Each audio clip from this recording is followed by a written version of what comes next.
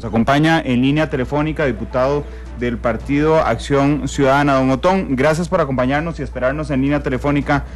Muy buenos días. Me interesa mucho saber cuál es la lectura que usted hace de lo que ocurrió esta mañana en la subcomisión, donde yo no diría, hemos usado el término fracasa la moción de don Otón. Yo no estoy tan seguro que fracasara, don Otón. ¿Cómo lo lee usted? Muy buenos días.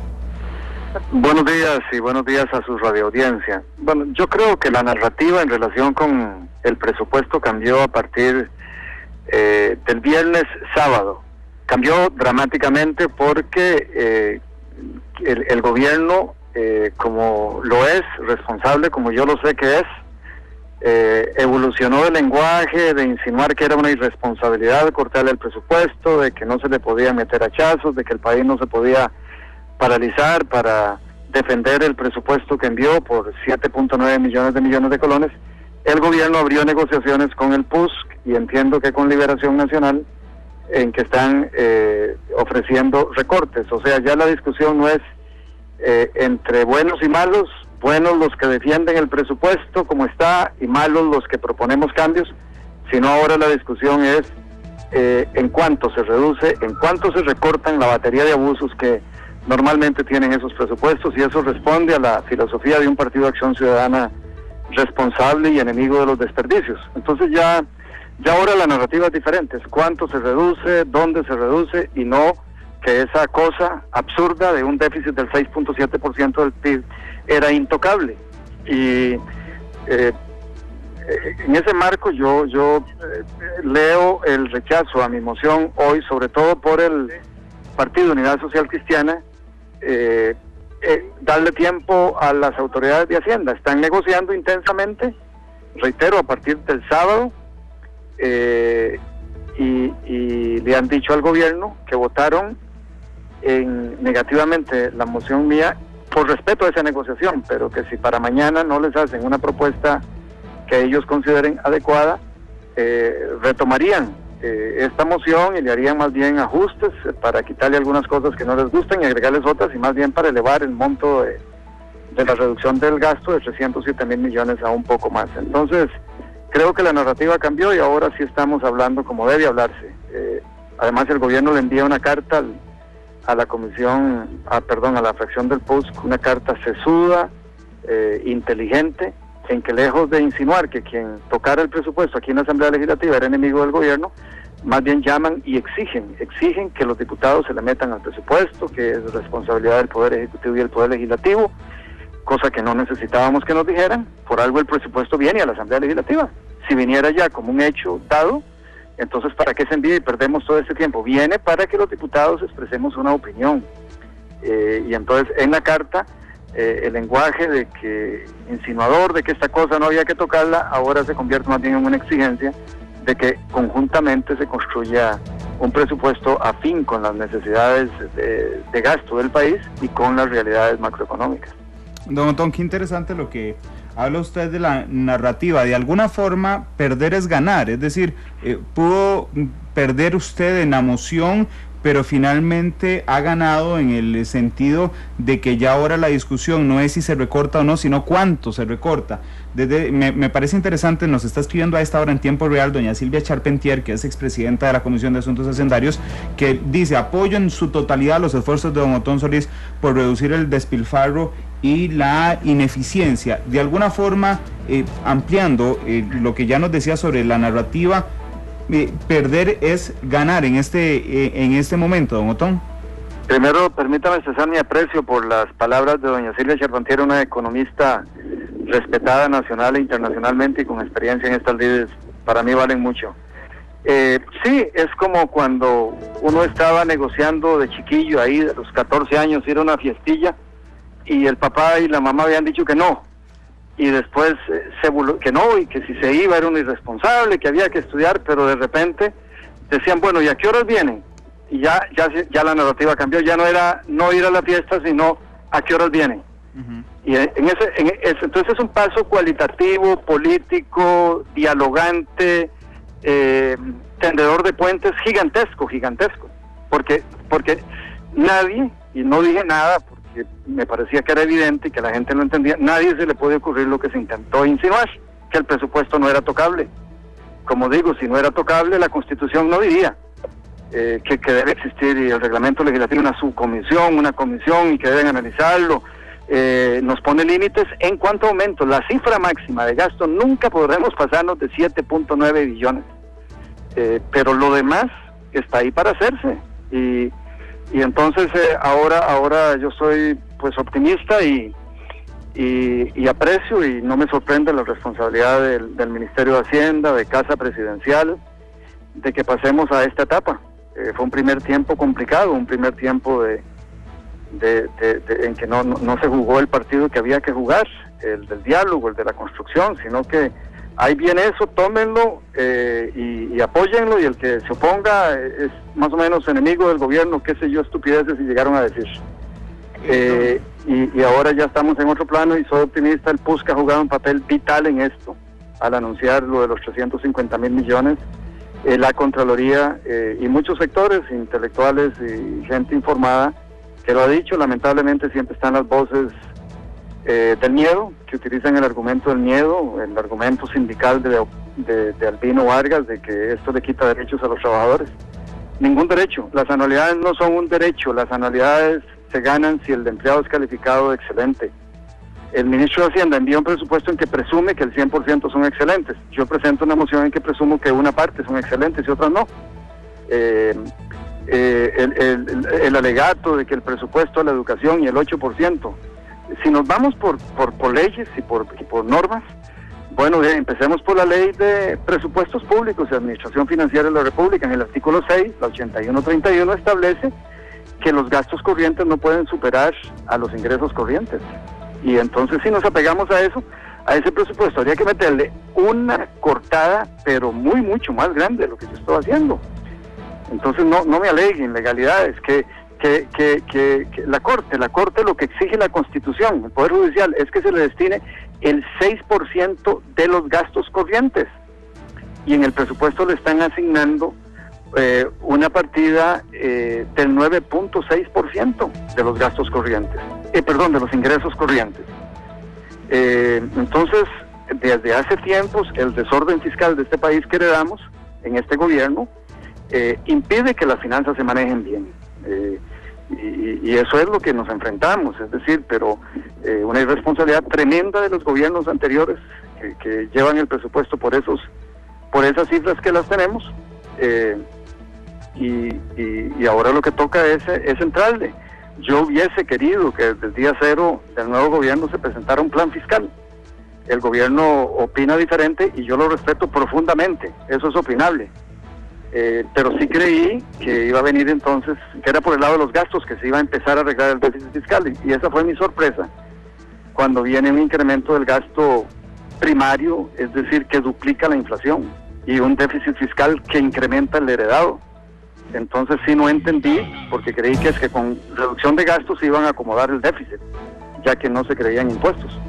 Y bueno, por dicha ahora ya estamos en el mismo terreno, ya estamos jugando en el mismo territorio, y vamos a poder lograr algo, porque nadie nunca ha dicho que lo que yo presenté hasta el último céntimo debe aceptarse, ni que todos los rubros estén bien. Pero ahora ya se abre la agenda y se abre el presupuesto, ya no está ahí cerrado en una caja y diga sí o no, pero no lo cambie.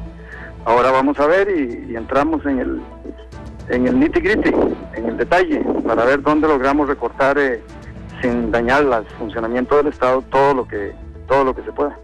Hablando de los recortes, don Otón, a las 11:24, hay grupos de presión, no necesariamente fácticos, sino necesariamente, digamos, oficiales, molestos con algunas ideas de recortes. Un día eso me decía alguien que cualquier gasto es fácilmente justificable, usted puede justificar fácilmente cualquier gasto o cualquier plaza, pero por un lado vemos a los sindicatos que inclusive usan una teoría, digamos, mercadotécnica, y dicen para una mega moción, una mega manifestación.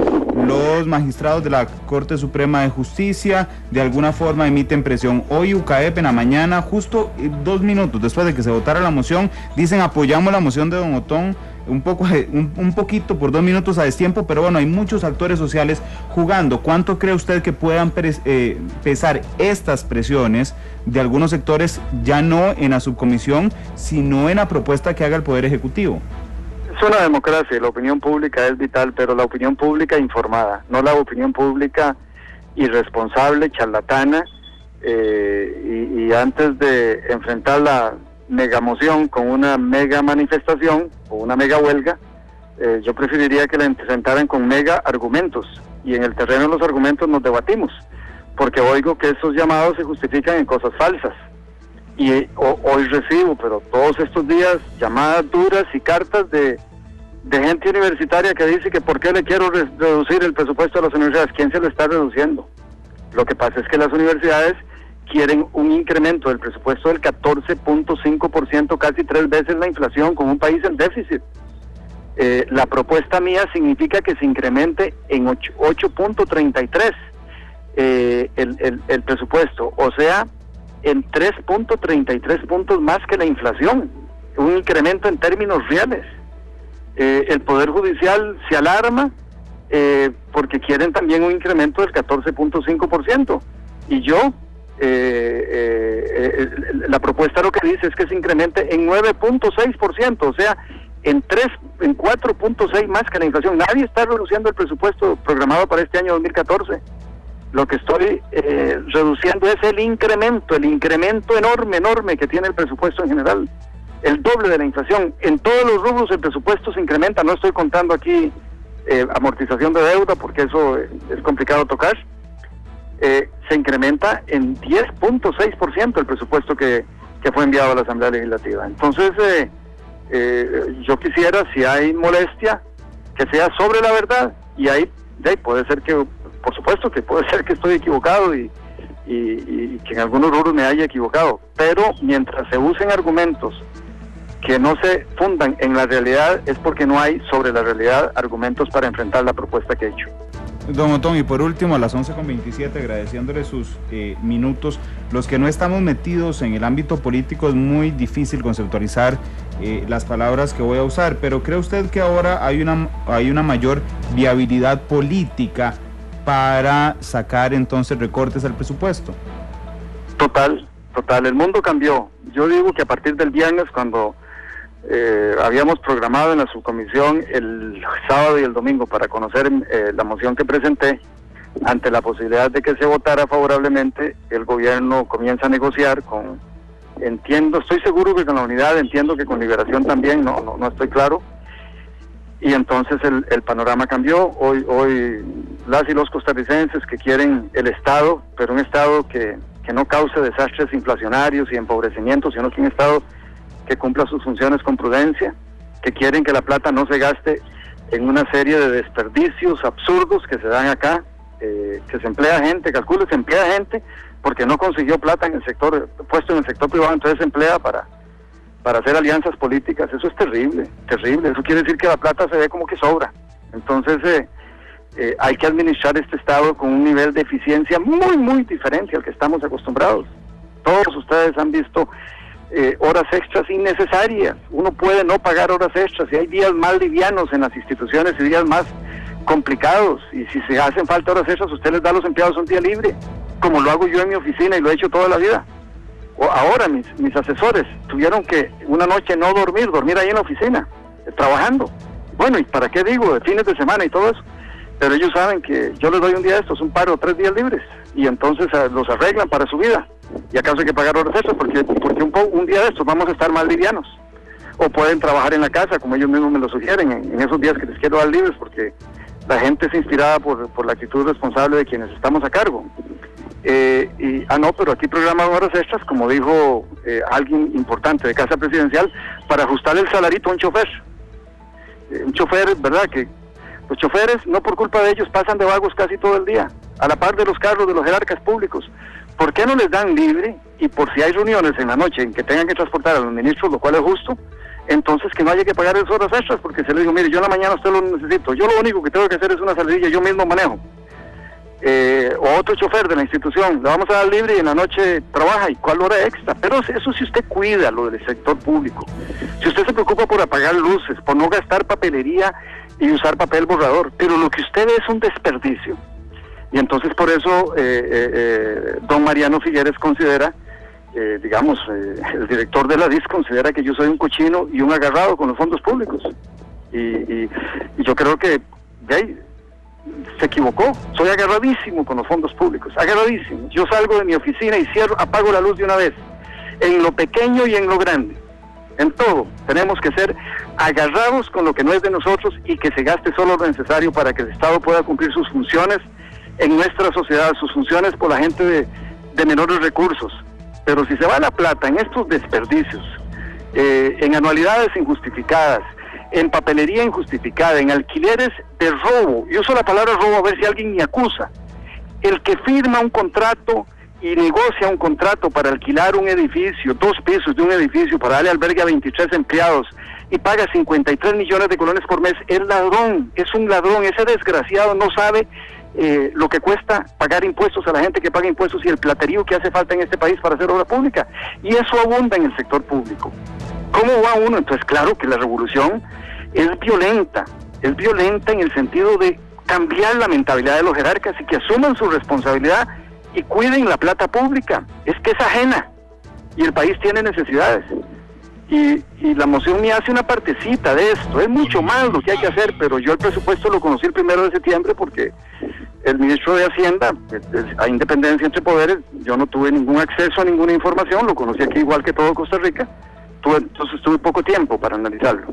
Pero el cambio de mentalidad es radical, y tenemos que enfrentar a los que quieren seguir usufructuando, viviendo del Estado, desde el sector privado y desde el sector público, con una irresponsabilidad enorme, gigantesca, en que se pagan remodelaciones sin importar si el país tiene plata, en que se hacen viajes al exterior absolutamente a nada, con las facilidades que tenemos hoy para comunicarnos, todo lo que se puede hacer desde aquí. No, pero ahí se van baterías de ministros a los viajes, esa ha sido la costumbre, que espero se acabe y que creo que con este gobierno se acaba, de botar la plata y no importarle la plata, y el viajecillo costó 1,5 millones de colones. ¿Cómo puede ser eso? Entonces la revolución es violenta hacia la austeridad, la eficiencia y la productividad, porque Costa Rica no está saliendo adelante. La tasa de crecimiento es raquítica, del 2.2% per cápita, así no nos desarrollamos ni en 1000 años. Y mientras tanto la pobreza se incrementa. O sea, el Estado es intermediario en tener una política pública que beneficie el crecimiento económico y el desarrollo social, no está cumpliendo, y no está cumpliendo por la botadera de plata. Yo veo ahí los descarados de ARECEP, vienen a defender dietas gigantescas, alquileres gigantescos, consultorías, los ladrones del Recope.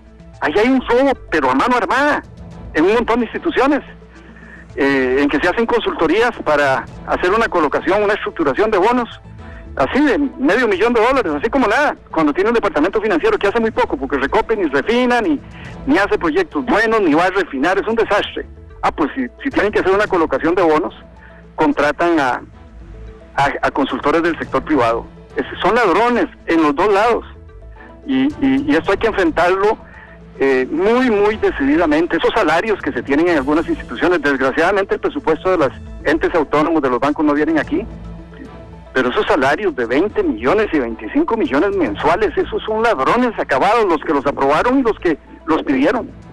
Entonces la revolución es violenta, no es una revolución suave. Si vamos a hacer migajitas y cositas pequeñas, mejor que siguiera la política tradicional. Y por eso yo sé que Luis Guillermo, Elio Fallas, todos comparten, y por eso están aquí negociando en la Asamblea eliminación de gastos, porque este es el primer paso. Aquí lo que sigue es el resto del sector público, porque de cada colón que se gasta en la ley de presupuesto que estudiamos aquí en la Asamblea, se gastan 2 más en el resto del sector público. O sea, esto es una tercera parte del gasto público, y ahí en el resto también hay abusos y desastres que hay que eliminar. Entonces es con mucha decisión, mucha determinación, y en el PAC no hay gente que tenga rabo que le maje, ni el presidente, ni don Elio, ni nadie, porque a veces el historial de algún político le impide ser duro porque dicen, ay, pero usted cuando estuvo ahí, sí andaba viajando y con carros y asesores aquí, comiendo allá, pero en el PAC no. En el PAC es el partido que puede hacer el cambio porque nadie puede silenciar a los dirigentes con el argumento de que usted lo hizo. Y por eso el optimismo que tengo. Don Otón, muchas gracias por los minutos que nos regaló esta mañana. Son las 11:35, muy interesante. Ha tenido una gran repercusión en redes sociales. Claro. Las frases que vamos citando de don Otón Solís respecto al presupuesto. No sé, la reflexión que nos queda, perder es ganar. Me parece que es la enorme reflexión que hace don Otón. Me rechazaron mi propuesta, pero hoy la discusión es cuánto se recorta, ya no si se recortan.